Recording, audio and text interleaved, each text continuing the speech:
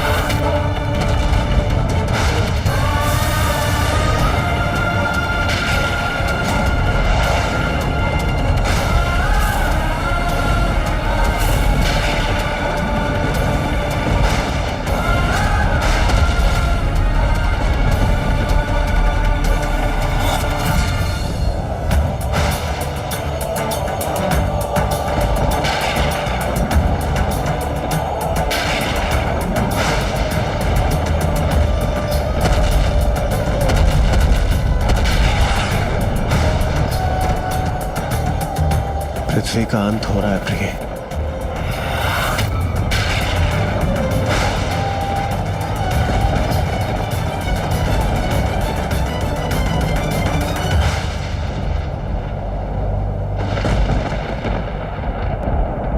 स्वामी, हमें ज्ञात तो था ही कि ऐसा ही होगा। माता श्री महाकाली का ये निर्णय हमें स्वीकार है,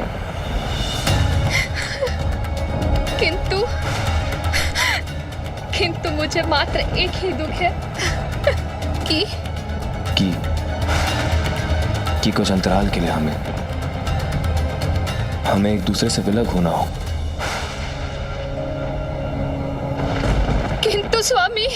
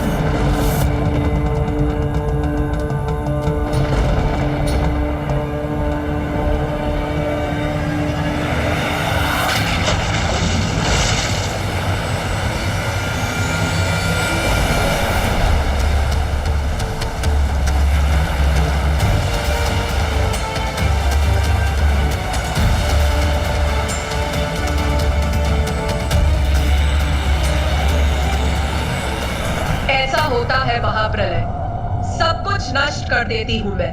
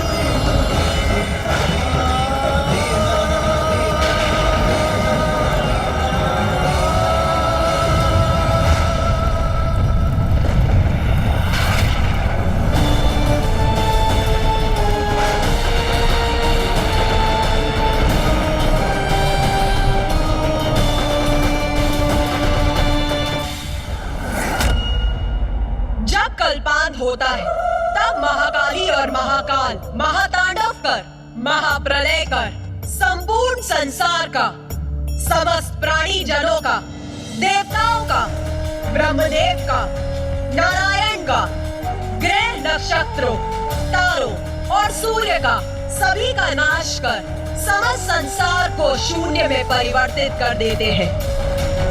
और उसके बाद मैं पुनः एक नवीन संसार की रचना करती हूँ और फिर मैं अपनी महाविद्या रूप धारण कर पुनः संसार के पालन में जुट जाती हूँ। और ये प्रक्रिया संसार के अनंत क्रम तक निरंतर चलती रहती है।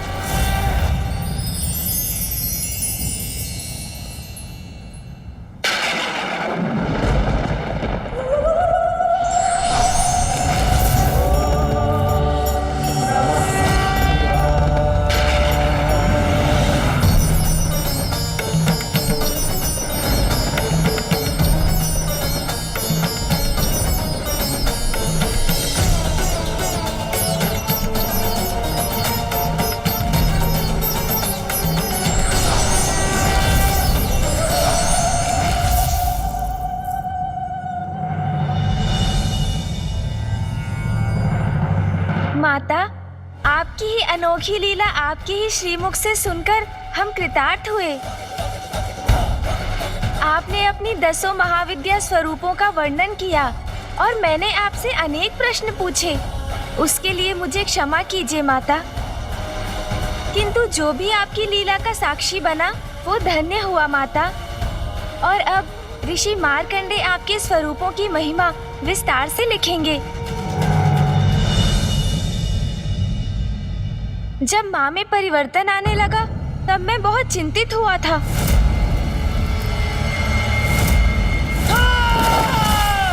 किंतु अब मुझे ज्ञात हो गया कि उसके पीछे कितना बड़ा कारण निहित था। इसलिए अब मैं शांत हूँ माता।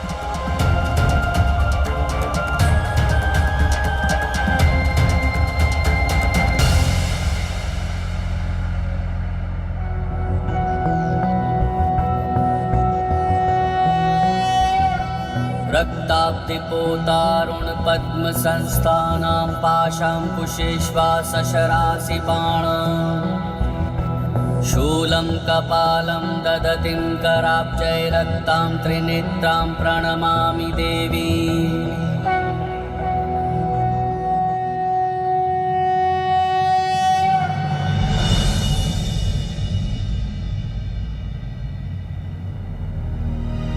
किंतु माता, एक प्रश्न तो अभी भी शेष है। आपने अपने प्रथम रूप में माता मातंगी का ही स्वरूप क्यों चुना, जिसके परिणाम स्वरूप हम यहाँ तक पहुँचे? गणेश, मेरा कथन अभी समाप्त कहाँ हुआ है। मेरे मातंगी स्वरूप के तो अभी और भी दायित्व शेष है। तो माता, कृपा कर हमें वो दायित्व भी बताइए। हाँ माता। गणेश, प्रत्येक लीला का, प्रत्येक घटना का उचित समय होता है। तुम मेरे विभिन्न स्वरूपों और उसकी लीलाओं के बारे में जान रहे हो क्योंकि तुम्हारे लिए ये उचित समय है। किंतु यदि मैं अभी भी सब कुछ उजागर नहीं कर रही तो उसका भी एक कारण है। देवी मातंगी के अन्य दायित्वों के विषय में तुम्हें अवश्य ज्ञात होगा गणेश, किंतु उचित समय आने पर। स्मरण रखना गणेश, मेरी लीला अभी संपन्न नहीं हुई है, वो अभी भी शेष है।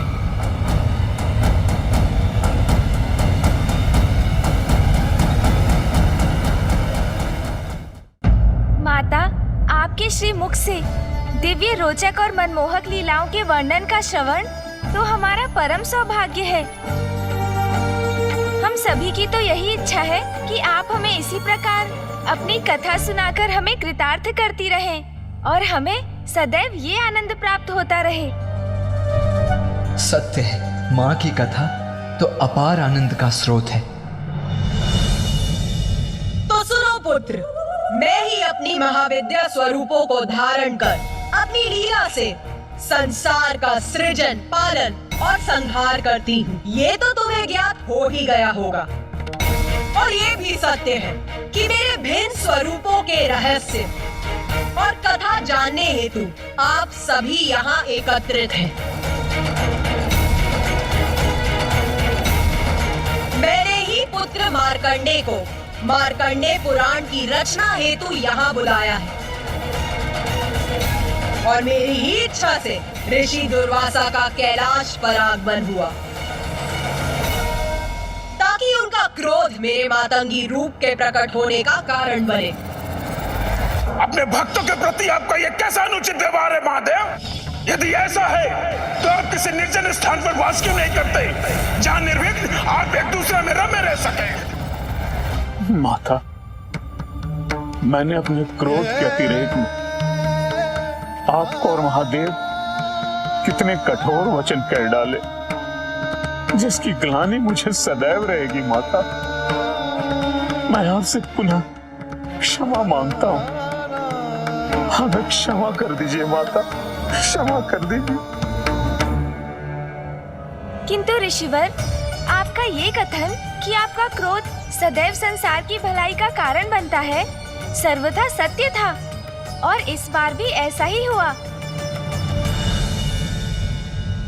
ऋषि दुर्वासा, आपका कार्य अब यहाँ संपन्न हुआ। अब आप अपने आश्रम प्रस्थान कर वहाँ तप और ध्यान कीजिए। जो आज्ञा माता। ब्रह्मदेव, नारायण, देवगण, आप भी अपने लोक लौटकर वहाँ की शोभा बढ़ाइए। जय माता श्री महाकाली।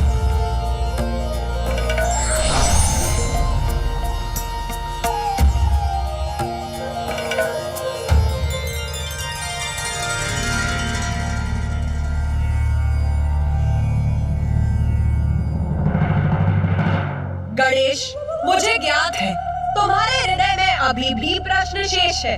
अपने प्रश्न पूछो पुत्र। माता, आपने समस्त देवताओं को उनके लोक भेज दिया। ऋषि दुर्वासा को भी उनके आश्रम लौटने का आदेश दिया, किंतु ऋषि मार्कंडे अभी भी यही है और जिसका कारण मुझे ज्ञात है। माता, तो कहो, क्या है तुम्हारे अनुसार उनके यहाँ होने का कारण?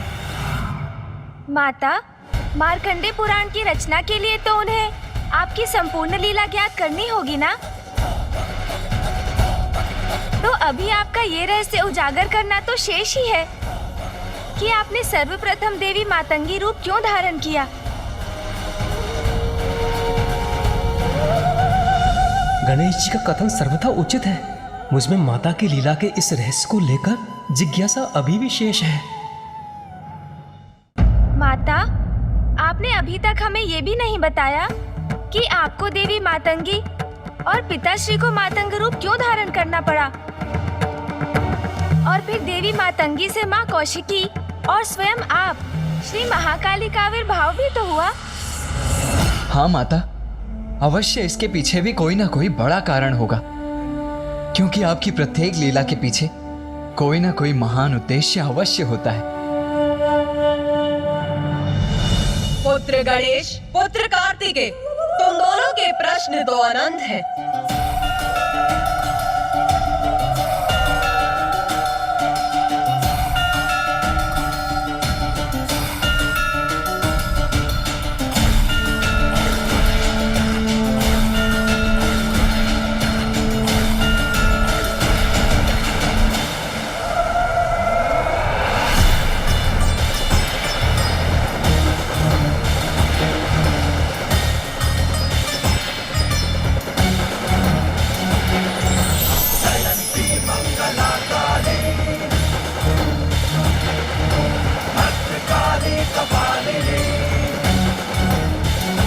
हमारे प्रश्न अनंत हैं, क्योंकि माता की लीला अनंत है, अद्भुत है। माता का ये दिव्य जल सिंहासन।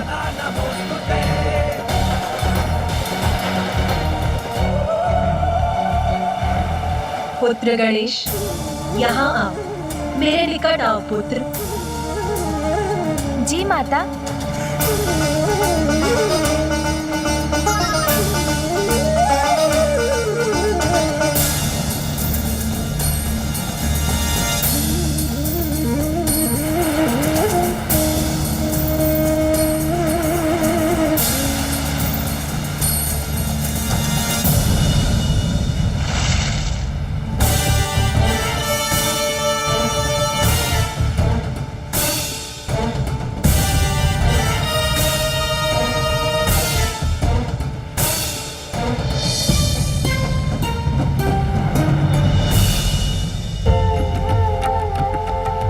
माँ की अनंत कृपा से संतान सदा कृतार्थ होती है।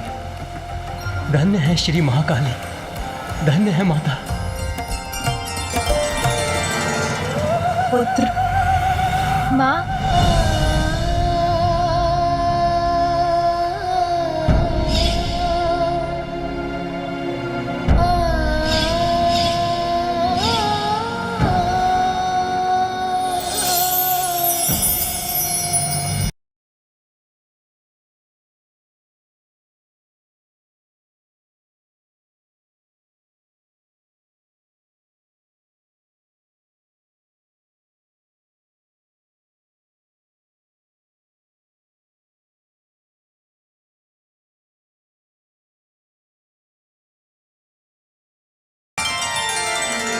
पुत्र गणेश, मुझे ज्ञात है तुम दोनों के लिए ये अत्यंत कठिन अनुभव रहा,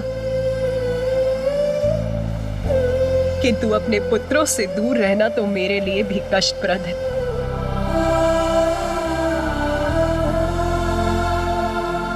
माता कितनी भी कठोर क्यों न प्रतीत हो, किंतु उनका हृदय संतान के प्रति कोमलता से ही भरा होता है। माँ, आप कैलाश कब लौटेंगी?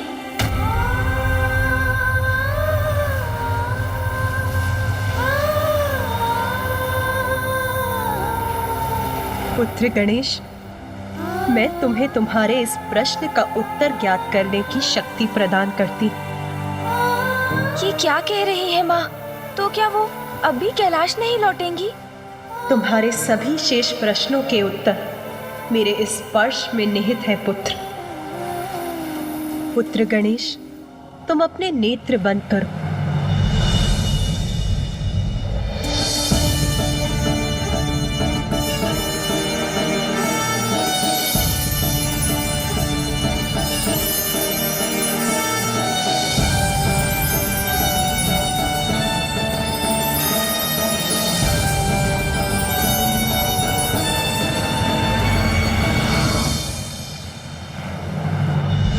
पुत्र गणेश, अब आगे की संपूर्ण कथा तुम स्वयं कहोगे पुत्र।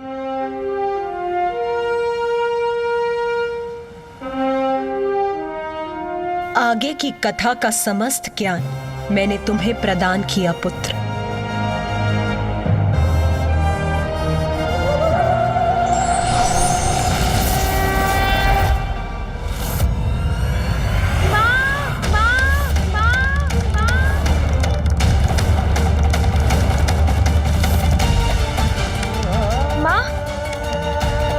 माता अभी तो यही थी। माता! भैया, माँ क्यों चली गई और कहाँ चली गई?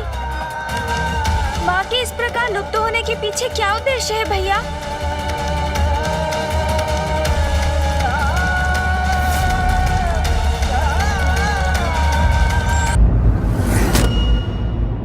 भैया, माँ क्यों चली गई और कहाँ चली गई?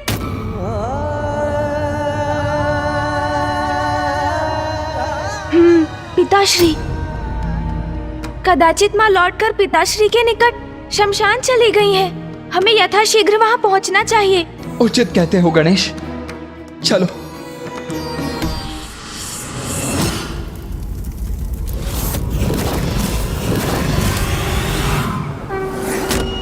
प्रणाम पिताश्री।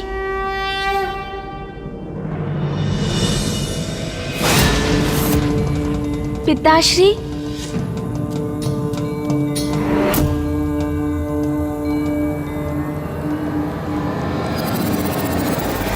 पिताश्री, कृपया कर अपने ध्यान से बाहर आइए। पिताश्री, माताश्री महाकाली अंतर ध्यान हो गई है। आपको अवश्य ज्ञात होगा पिताश्री कि वो कहाँ गई हैं। कृपया हमें दिशा दिखाइए, हमारा मार्गदर्शन कीजिए पिताश्री। भैया, पिताश्री तो ध्यान से बाहर आ ही नहीं रहे। अब हम क्या करेंगे? ये तो मेरी भी समझ के परे है गणेश। पिताश्री क्यों शांत हैं? और माता इस प्रकार अचानक एकाएक क्यों अंतर्ध्यान हो गई? प्रथम पूज्य गणेश जी, माता ने मुझे इतना महान दायित्व सौंपा है, उनकी लीला की गाथा के ग्रंथ को रचने का आदेश दिया है, किंतु अभी भी उनकी लीला पूर्ण नहीं हुई। आपने माता से जो प्रश्न पूछे उसका उत्तर दिए बिना ही वो अंतर्ध्यान हो गई, और उन्होंने सर्वप्रथम श्री मातंगी रूप क्यों धारण किया ये तो हमें अभी भी ज्ञात नहीं।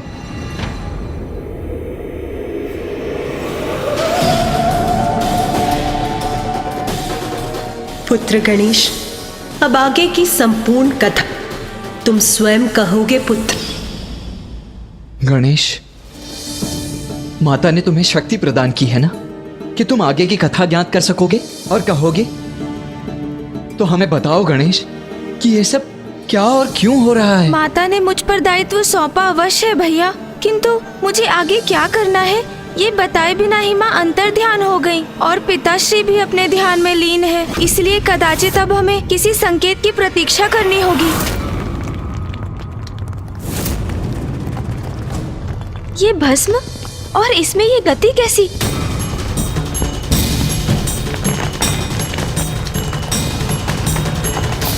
गणेश, क्या हुआ? तुम कुछ कहते क्यों नहीं? और तुम्हारी दृष्टि पिताश्री के चरणों पर ही क्यों टिकी हुई है? भैया वो देखिए, पिताश्री के चरणों की भस्म धरती में किसी प्रकार के कंपन को इंगित कर रही है।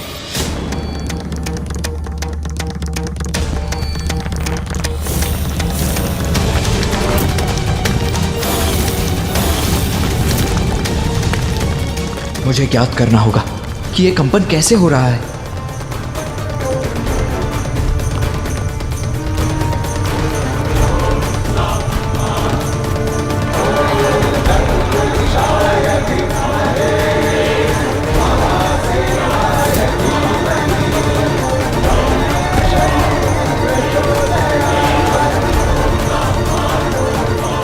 हाँ गणेश, तुम उचित कहते हो, किंतु भूमि में यह कंपन कैसे उत्पन्न हो रहा है? भैया, माँ ने मुझे शक्ति प्रदान की, उसके पश्चात हम पिताश्री के पास उनके मार्गदर्शन प्राप्त करने पहुँचे और उनके माध्यम से मुझे ये भूकंपन दिखाई दिया। अर्थात भैया, हो ना हो आगे की कथा का सूत्र इस भूकंपन के स्रोत से ही जुड़ा है। हाँ गणेश, कुछ तो है जो घटित हो रहा है और वो हम सभी के लिए अनिष्टकारी हो सकता है, जिसे रोकना अति आवश्यक है गणेश। किंतु ये ध्वनि आ कहां से रही है? इस भूकंपन का स्रोत कहां से है, सबसे पूर्व मुझे ये ज्ञात करना होगा।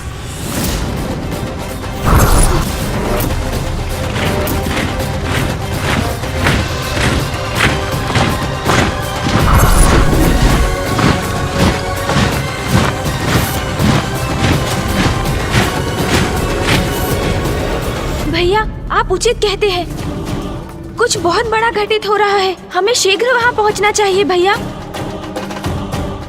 ऋषिवर, हम माँ के अंतर्ध्यान होने के रहस्य को ज्ञात कर शीघ्र लौटेंगे। प्रथम पूज्य गणेश जी, मैं आपकी प्रतीक्षा करूंगा। अवश्य ऋषिवर, प्रणाम। जो भी है, इस बार मैं संसार पर कोई संकट नहीं आने दूंगा। इस घटना को महासंकट बनने के पूर्व ही रोकूंगा मैं।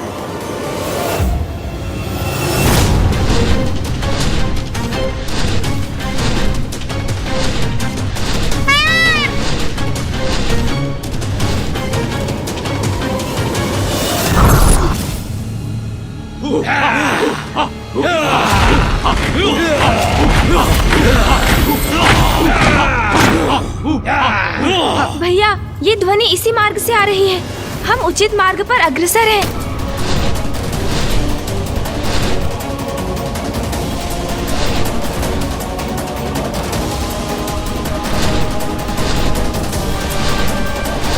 हमें कैलाश को पार कर उसके आगे जाना होगा।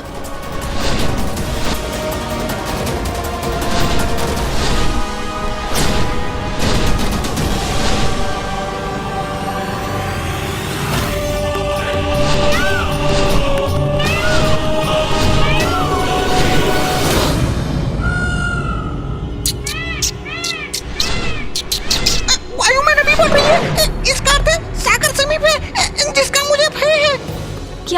मूषक जी, क्या आपको भी किसी संकट का आभास हुआ? नहीं प्रभु, मैं तो बस पिछली बार का स्मरण कर सागर के ऊपर जाने से विचलित हो रहा हूँ। पूर्व में आपने मुझे सागर में प्रवेश करने का आदेश जो दिया था प्रभु।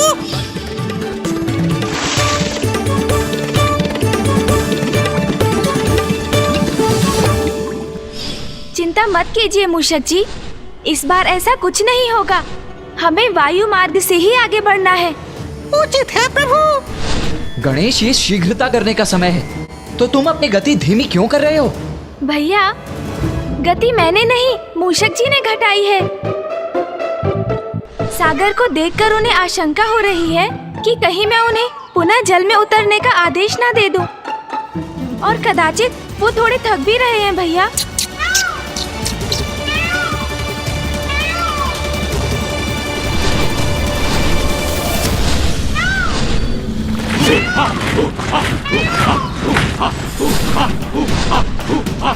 वहाँ जो भी हो रहा है हमें ज्ञात नहीं, इसीलिए गति धीमी करने का तो कोई औचित्य ही नहीं। हमें शीघ्र अतिशीघ्र वहाँ पहुँचना चाहिए और इस प्रकार कि वहाँ किसी को भी हमारे आगमन की सूचना ही ना हो। मूषक जी, अपने दोनों हाथों से मेरे मयूर जी की पूंछ पकड़ लीजिए।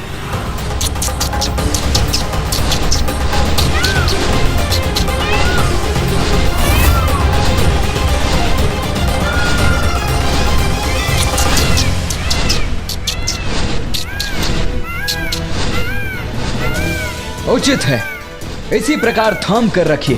हाँ हाँ उचित है देव सेनापति कार्तिकेय जी, धन्यवाद। मयूर जी, तीव्र गति से आगे बढ़िए। इतनी तीव्र गति मैं संभाल नहीं सकूंगा।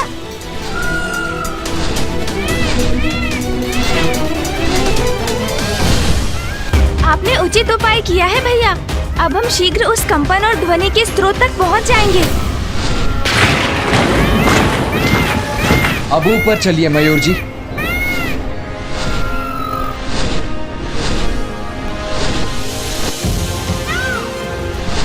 मूषक जी, अब तो आपको पर्याप्त गति प्राप्त हो चुकी है ना? इसलिए अब मयूर जी को छोड़ दीजिए और इसी तीव्र गति से आगे बढ़ते रहिए। जो आज्ञा प्रभु।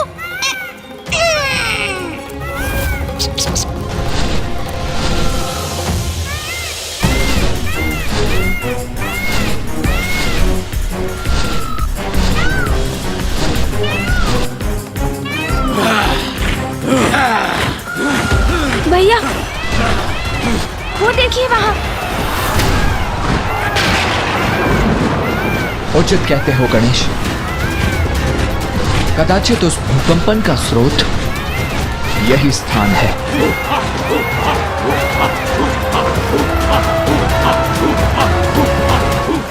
मयूर जी, यहीं रुकिए।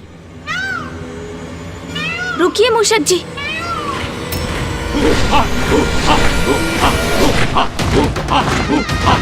भैया, यहाँ तो असंख्य असुर एकत्रित हो रहे हैं। अवश्य किसी बड़े अनिष्ट का संकेत है ये। गणेश उचित कहता है, असुरों की यह सभा किसी शुभ कार्य के लिए हो, यह असंभव है।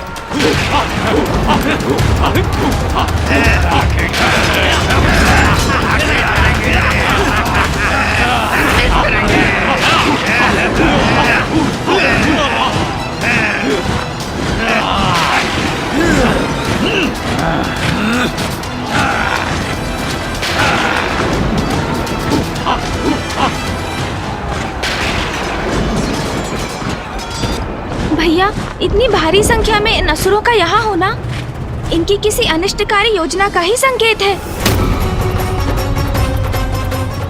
योजना जो भी हो गणेश, मैं उसे कभी क्रियान्वित नहीं होने दूंगा। पुनः इन असुरों को सृष्टि की शांति कदापि भंग नहीं करने दूंगा मैं। भैया रुकिए। बुरे का अंत करने में प्रतीक्षा क्यों गणेश? मैं अभी जाकर इन असुरों का वध कर देता हूं।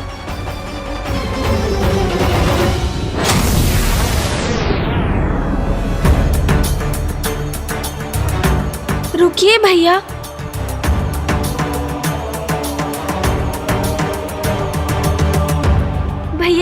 स्वयं पर नियंत्रण रखिए। हम यहाँ इन असुरों का वध करने नहीं, अपितु ये ज्ञात करने आए हैं कि माँ ने माता मातंगी का रूप क्यों धारण किया, फिर उनसे माता कौशिकी का आविर्भाव क्यों हुआ। भैया, माता श्री महाकाली के रूप में माँ ने हमें अपनी लीला सुनाई, किंतु इस एक प्रश्न का उत्तर दिए बिना वो अंतर ध्यान हो गयी। और फिर हम उनसे और पिताश्री से संकेत पाकर यहाँ पहुँचे, अर्थात हमें हमारे प्रश्न का उत्तर यहाँ प्राप्त होगा। इसलिए आप शांत रहिए भैया।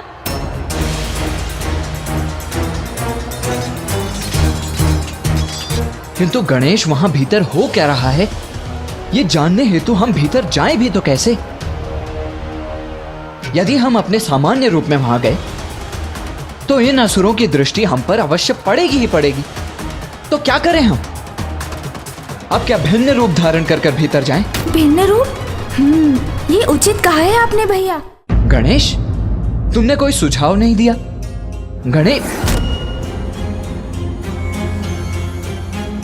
गणेश, कहां चले गए हो तुम? अभी तो यही था। कार्तिकेय जी, वो देखिए प्रभु गणेश जी वहाँ। मूषक जी कहां संकेत कर रहे हैं? कहां है गणेश? भैया, मैं यहाँ हूँ।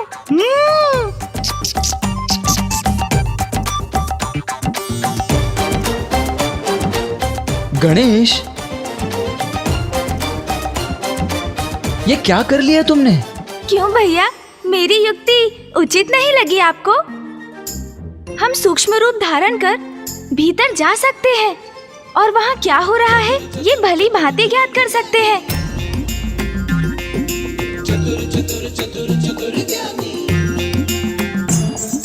तुम्हारी युक्ति तो उचित है ही गणेश, और तुम्हारी चतुराई भी सराहनीय है।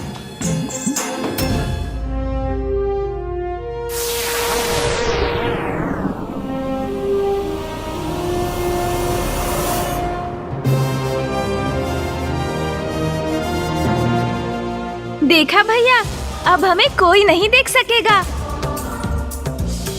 प्रभु, आपने तो सूक्ष्म रूप धारण कर लिया, किंतु मैं क्या करूं? यदि मैं इसे भीतर गया तो ये असुर मुझे जीवित ही अपना आहार बना लेंगे। प्रभु, मैं असुरों का भोजन नहीं बनना चाहता। प्रभु। मूषक जी, आपसे कौन कह रहा है भीतर जाने के लिए? आप और मयूर जी यहीं पर प्रतीक्षा कीजिए, क्योंकि आप दोनों यहीं सुरक्षित रहेंगे। उचित है प्रभु। चलिए भैया।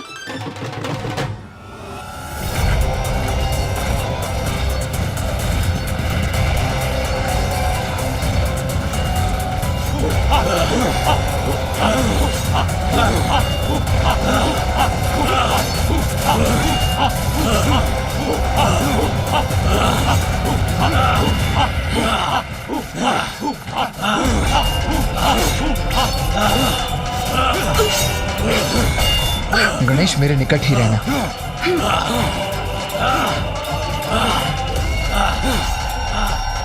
भैया, इन विशालकाय असुरों से मेरी दृष्टि बाधित हो रही है। मुझे कुछ भी नहीं दिखाई दे रहा। हमने भीतर आने के लिए ये सूक्ष्म रूप तो धारण किया, किंतु इस प्रकार तो इस रूप में हम कुछ भी नहीं ज्ञात कर सकेंगे भैया।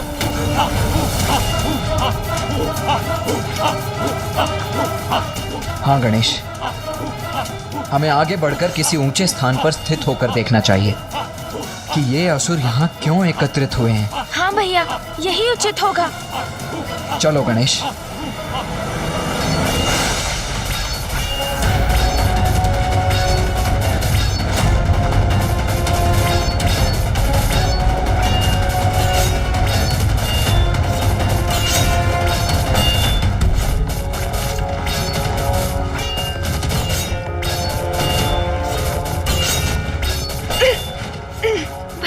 हम इनके मध्य तो घिरते जा रहे हैं। इन असुरों के पैरों से बचकर गणेश। हाँ भैया। किंतु भैया, इन असुरों के पांव तो गतिमान हो रहे हैं। हमें ध्यान रखना होगा भैया। अवश्य गणेश।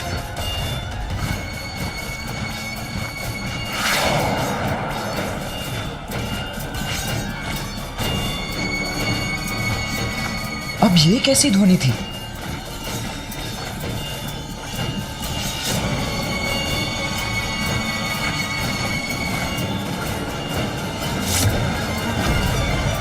भैया संभालिए। ये भाला यदि हमसे टकराया तो हमें क्षति पहुंचा सकता है। बचो अनुज! अनुज तुम ठीक तो हो ना? अब हम किस ओर से निकले भैया? भैया ये असुर तो अपना शस्त्र बार बार भूमि पर पटक रहे हैं। इस प्रकार तो ये भेज देंगे हमें। हमारा आगे बढ़ना कठिन है।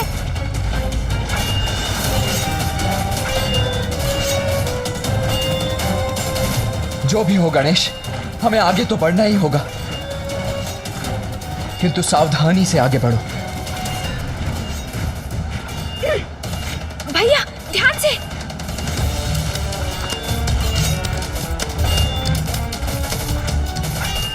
संभव है भैया शांत रहे।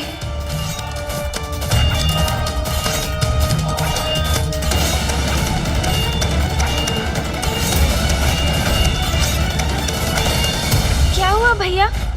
गणेश, मेरा अनुसरण करने के लिए तैयार रहो। इन असुरों से बचकर आगे निकलने का एक ही उपाय है। समझ गया भैया। आगे बढ़ो गणेश, अभी।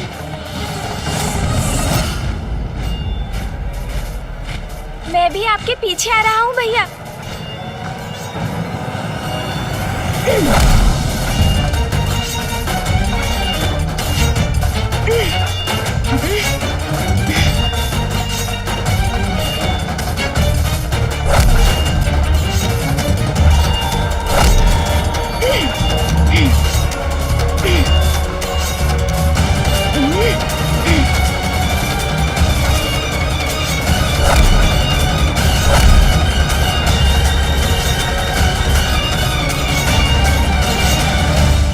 भैया संभल कर।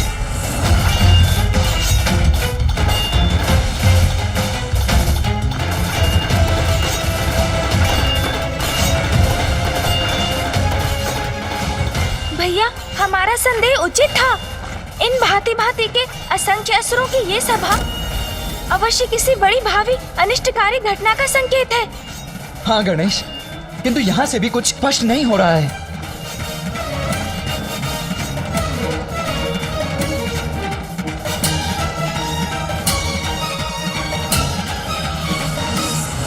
भैया हमें इन सीढ़ियों के ऊपर जाना चाहिए। वैसे भी इन असुरों का मुख सीढ़ियों की ओर ही है। यदि एक बार हम ऊपर पहुंच गए तो संपूर्ण दृश्य स्पष्ट हो जाएगा और साथ ही हमें ये भी ज्ञात होगा कि इन सीढ़ियों के शिखर पर क्या है। उचित कहते हो गणेश। तो चलो सीढ़ियों की ओर चढ़ते हैं।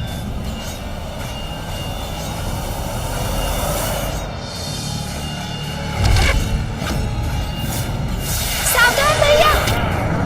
भैया बचिए।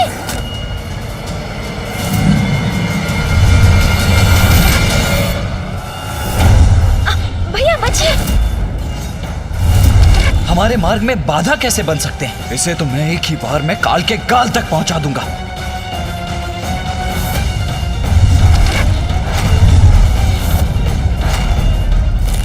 ये क्या? भैया तो आवेश में आ रहे हैं। कहीं क्रोध में आकर वो इन असुरों पर आक्रमण ना कर दे। यदि ऐसा हुआ तो हमारे यहाँ आने का उद्देश्य ही विफल हो जाएगा। वो हमें कभी ज्ञात नहीं हो पाएगा जो हम ज्ञात करना चाहते हैं। भैया